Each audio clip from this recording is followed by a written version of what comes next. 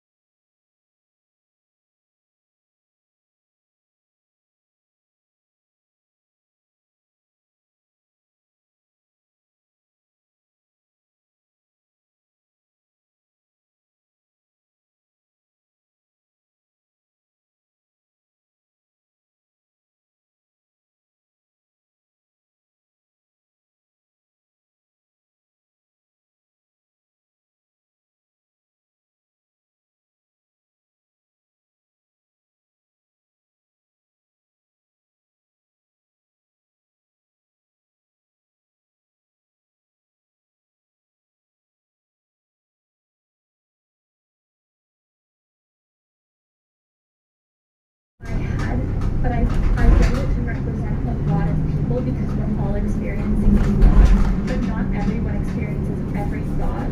So I laid it out so you can go to a thought and just read about that one thought and think about that one thing, and you don't necessarily have to go through the entire book if that doesn't interest you or it doesn't resonate. Or I wanted a book where if I was feeling a certain way, I'd come home from school and I'd feel super stressed, and so I could look at the chapter where I talk about stress and look at that one page, and when reading about an entire book that talks about all your problems at one time can be so overwhelming. So instead it's a resource for a specific point in time if you want it to be.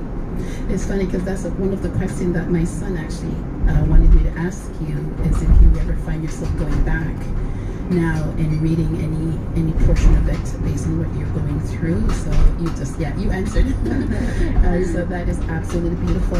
And if we wanted to find you and find the book, where can we go? I have a website. That's natashasorokaroli.com. I have my book on Amazon, Finding Me Again. If you look it up in Natasha, then you can find my Instagram and I LinkedIn. Yeah. Okay. And she's also in the Apple bookstore as well.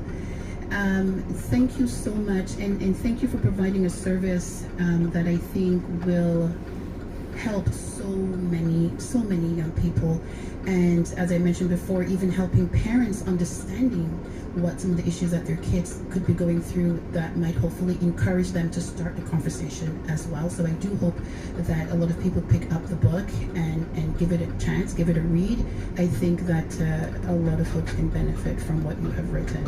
Thank you, even though the story isn't necessarily about you on a long term, like you're trying to help others, but thank you for being able to be open, to share your experiences, to turn this book into a self-healing book and a self-guide book for those who is going through something. Yes, thank you for joining us today. Thank you both and all so much. I genuinely appreciate the opportunity and for giving me a platform to share my voice. So thank you. And I say continue to approach wonderful looking East Coast people that are walking on docks, because if it wasn't for your courage and your strength and your ability to, I guess, kind of step out of your box, we would have never met and this would have never happened. And I can honestly tell you, one of the funny things that we had spoken about briefly was, we were explaining, it's a soca show, and you're like, oh, I have a friend, and the message is so universal to so many different cultures, backgrounds, and whatever the case may be. And I think sometimes, and I'm sure I'm going to hear about this in about an hour or so, but I think sometimes cultures create the belief that it's not happening to us. Yes. So, we've raised our children a certain way, and that this is not a problem for us because da-da-da. And then you start to kind of unravel, and you start to see one person's problem is everybody's problem. It's just maybe wrapped up in a different package. So I say to you, keep searching those dapper people that are walking down docks and keep doing the hard work that you're doing, because it was such a joy and a pleasure to meet you. And I'm glad that this came out of it, and I'm hoping that some more positive things will result from it, and your continued blessings on your journey and everything that you touch and go through. Thank you. I will continue. Before you go though, what was your advice to young people? My advice is to be vulnerable and to listen to your inner voice, but also know when it's not being helpful. Okay. Amen. I love that. And Mr. Wisdom, what is your advice? Well, I don't remember. Or now, what would your advice be if she asked you now? After watching some shows recently and doing my own research, I think one of the things that is at the forefront for me right now is being honest and speaking without a filter. I was recently watching a show called Shrinking, and one of the things that they said was if you speak with a filter, you can't expect somebody to understand what you're saying if they don't have that filter as well. So we're saying something hoping that somebody will understand because they should understand, versus, hey, I'm going to say this raw as it is, and you can take it or not take, that's your business, but at least you got the actual message versus me trying to sugarcoat. finagle this. And Reds, what would your advice be to a young person? I would say find your safe place.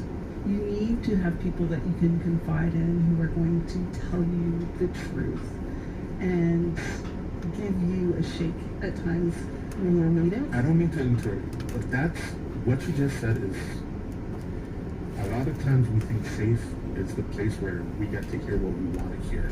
Yeah, That is so true. That is so not true. And sometimes it's really... But I think that's because it's wrapped up sometimes in what you just said, the sugarcoating. Yeah. So I am your friend, and I'm your safe space as well. And I'm going, I can't really tell her how I actually feel about what she's asking. Yeah. So I'm going to sugarcoat it for her to feel better. But in the end, it doesn't help you. Well, for me, I would say that that's not really a friend. Right. Because your friend should be the person who is going to tell you like it is. Like if I'm behaving foolishly, then tell me that. I remember I had gotten into a fight with somebody and I was telling somebody else and the person was like, forget that person, blah, blah, blah. And I stopped and I said, okay, wait a second. You're only hearing my side of it. Yeah. You haven't heard the other person's side, and it's very likely that their experience of this situation and me is very different than how I'm describing it to you. I don't think I'm necessarily an angel in all of this. And so, like, you need to, I made it clear that, like, what I needed from that person wasn't the support of, like, yeah, you're right, how could the other person do it? But really help me to understand somebody else's perspective. So let's piggyback back into where that is.